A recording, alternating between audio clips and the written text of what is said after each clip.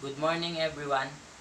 Today I'm going to show you the process on how to make paper airplane. These are the following steps.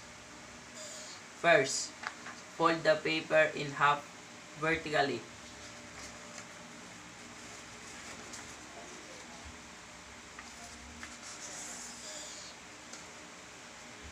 After that, unfold the paper and fold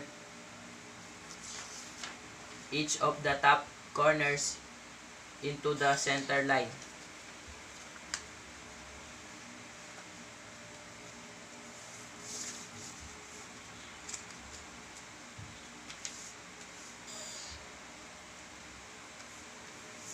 Then, fold the top edges into the center line.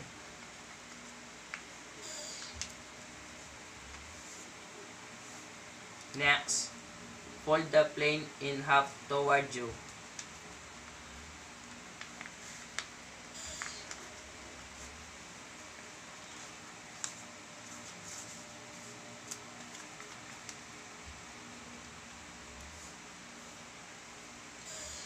After that, fold the wings down, matching the top edges of up with the bottom edge of that body.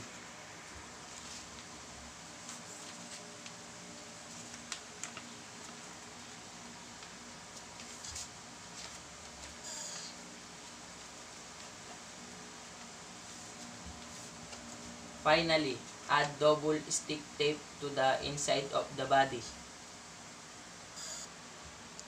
So, now here is the DIY or do it your own paper airplane.